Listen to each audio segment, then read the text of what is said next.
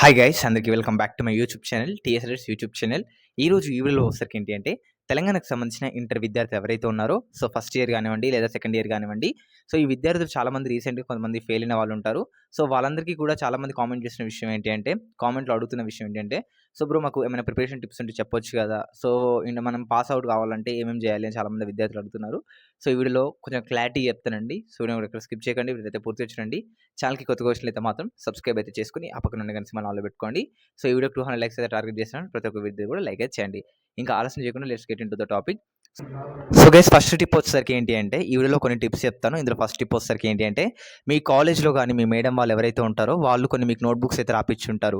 So present మీరు ఏదైతే fail అయిన సబ్జెక్ట్ ఉందో సో దాన్ని ఒకసారి అయితే మీరు ఆ నోట్‌బుక్ ఏదైతే ఉందో మళ్ళీ రివైజ్ చేసుకోండి. ఒకవేళ మీ నోట్‌బుక్ కానీ కరెక్ట్ లేకపోతే మీ ఫ్రెండ్స్ త్రూ అయితే కూడా మళ్ళీ మీరు ఆ నోట్‌బుక్స్‌ని అయితే కూడా సెండ్ చేయమండి. లేదా వాళ్ళ ఇంటికెళ్ళేసి ఆ నోట్‌బుక్ తెచ్చుకొని మళ్ళీ ఒకసారి అయితే చదువుకోండి.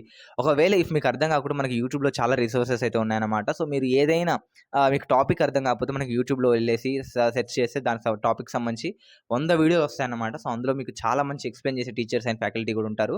సో దాని ద్వారా అయితే కూడా మీరైతే కూడా ఆ ఒక ప్రాబ్లమ్స్ అయితే నేర్చుకోండి. మీరు జస్ట్ ఏం లేదండి ఏదైతే ఎక్కువ మార్క్స్ ఉన్నాయో వాటికి మాత్రమే ప్లాన్ చేయండి. సో చిన్న ఫస్ట్ నుంచి అన్నీ చదువుకుంటూ రమ్మని చెప్పట్లేను. సో మీకు ఏదైతే సో అంటే హై మార్క్స్ ఉంటాయి కదా! అవి మాత్రమే మీరైతే ట్రై చేయండి.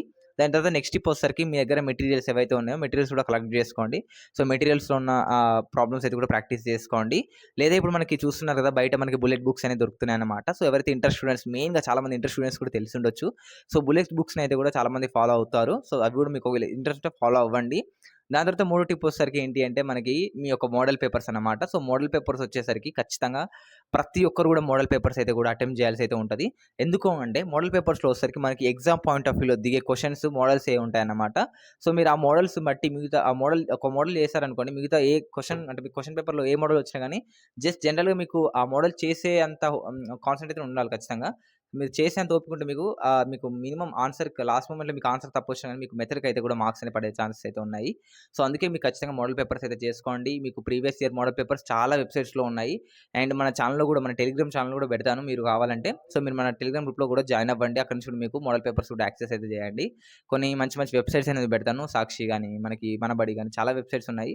సో వాళ్ళు ప్రీవియస్ ఇయర్ మోడల్ పేపర్స్ అయితే కూడా మెయింటైన్ చేస్తున్నారు. సో అవన్నీ కూడా మీకు సెండ్ చేస్తాను. సో ఇఫ్ మీకు అవి కూడా ట్రై చేయాలనిపిస్తే ట్రై చేయండి. ఖచ్చితంగా మీకైతే కూడా మంచి మార్క్స్ అయితే వస్తాయి. మీరైతే ఈజీగా కూడా పాస్ అయిపోతారు. సో ఇవన్నీ టిప్స్ మీరు పాటిస్తే ఖచ్చితంగా పాస్ అయ్యే ఛాన్సెస్ ఉన్నాయి. లేదంటే మాత్రం మళ్ళీ సప్లిమెంటరీ అయితే నెక్స్ట్ ఇయర్ రాయాల్సి అయితే ఉంటది. సో అందుకే చెప్తున్నాను ఖచ్చితంగా కాన్సంట్రేషన్ ఇవన్నీ 3 టిప్స్ అయితే కూడా పాటించండి. ఎగ్జామ్‌లో మంచి మార్క్స్ తెచ్చుకోండి. Thanks for watching this video guys. జై హింద్.